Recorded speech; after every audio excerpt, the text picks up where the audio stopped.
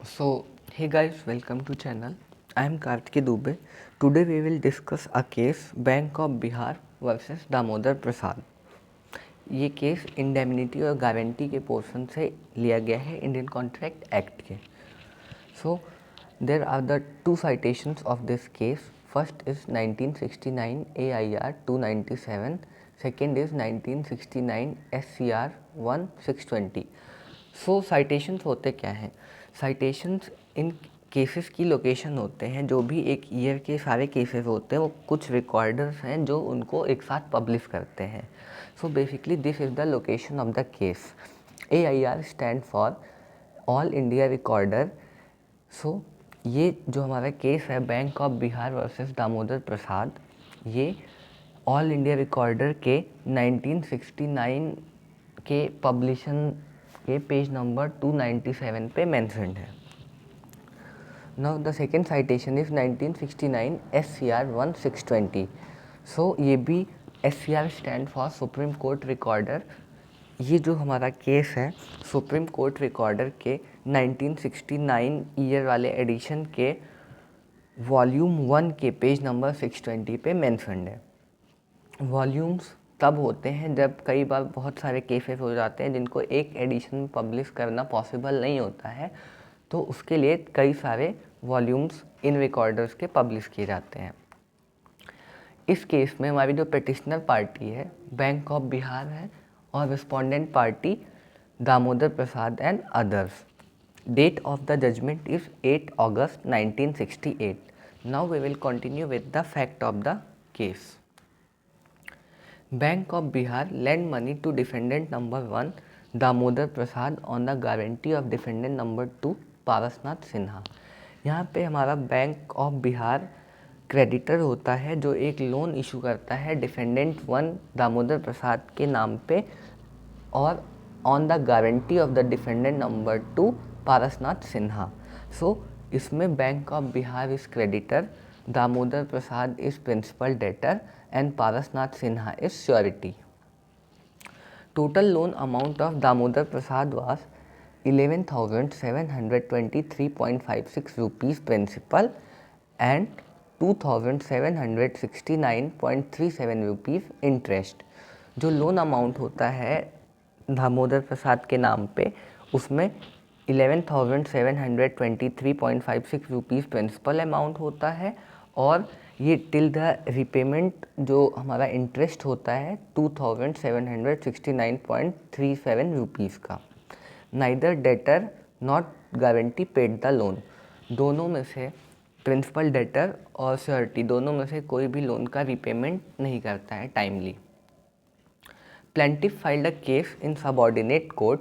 Court said that bank can only file suit against guarantee only after exhausting all the remedies against the debtor. Plaintiff bank of Bihar एक case file करता है subordinate court में जिसमें court का decision ये आता है कि बैंक को पहले अपनी सारी रेमेडीज़ एग्जॉस्ट करनी होंगी on the behalf of principal debtor. उसके बाद ही वो श्योरिटी के ऊपर सूट फाइल कर सकता है लोन के रिपेमेंट के लिए.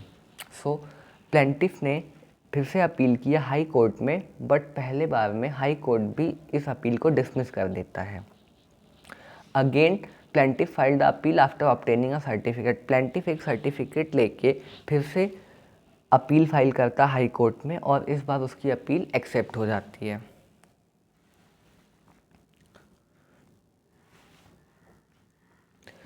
Guarantee bond of favour of plaintiff dated 15 June 1968. Surety agreed to pay and satisfy the liabilities of the principal debtor up to 12,000. इसमें क्या होता है, एक गारंटी बॉन्ड होता है जिसमें जो डेटेड होता है जून 15 1968 में. इसमें और फिर इन सब चीज़ों के बाद श्योरिटी एग्री हो जाता है लोन के रिपेमेंट के लिए up to the amount of 12,000.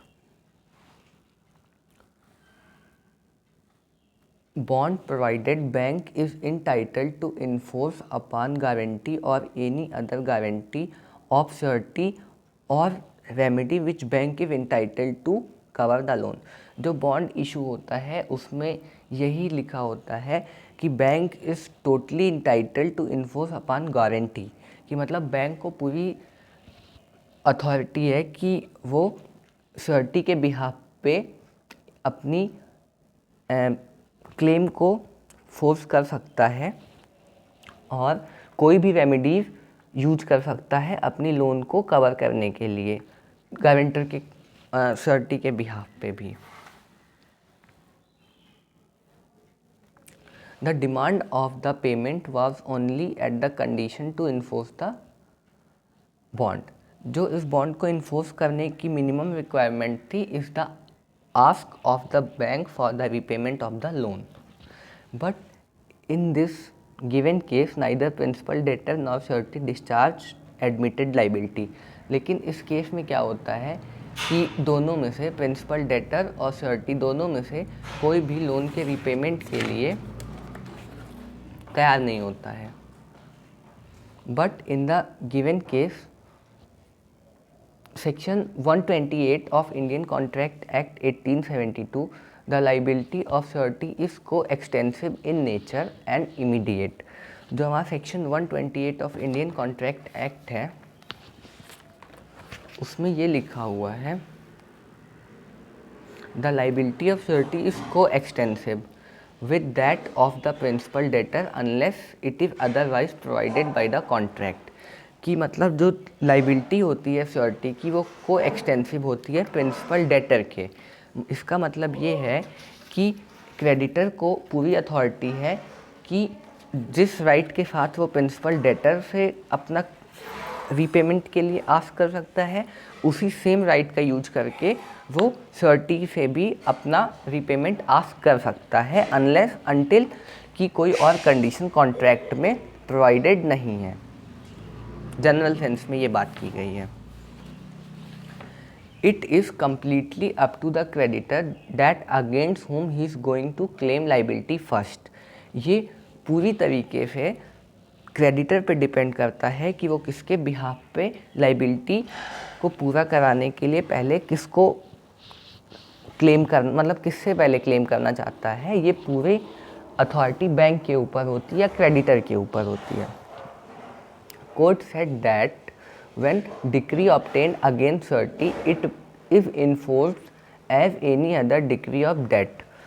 Court का डिसीजन ये आता है कि when the decree obtained against surety, जब surety के अगेंस्ट में कोई डिक्री ऑब्टेन की जाती है तो इसको सेम वे में इन्फोर्स करना चाहिए जैसे कि कोई और लोन के रीपेमेंट की डिक्री को इन्फोर्स किया जाता है।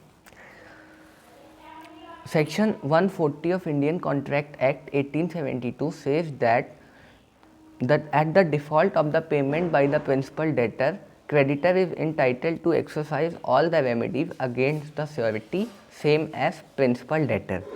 जो हमारा section 140 of Indian contract act 1872 है उसमें साफ साफ ये मेंशन्ड है कि at the default of repayment by the principal debtor, कि जब लोन के पेमेंट में प्रिंसिपल डेटर कोई भी डिफ़ॉल्ट करता है creditor is entitled to exercise all the remedies against the surety as PD. Then bank या क्रेडिटर को पूरी पावर होती है कि वो श्योरिटी के बिहाफ पे वैसे ही एक्शन ले सकता है जैसे कि प्रिंसिपल डेटर के बिहाफ पे वो एक्शन ले सकता है सेम अथॉरिटी से। सो इस केस का ओवरऑल डिसीजन यही आया था कि ये पूरी अथॉरिटी बैंक की होती है कि वो किसके बिहाफ पे पहले क्लेम करना चाहता है। इसमें श्योरिटी और प्रिंसिपल डेटर का कोई रोल नहीं होता है। So guys, thank you for watching this video. I hope आपको ये केस लॉ समझ में आया होगा। अगर कोई भी डाउट है तो आप पूछ सकते हो कमेंट सेक्शन में। Thank you for watching.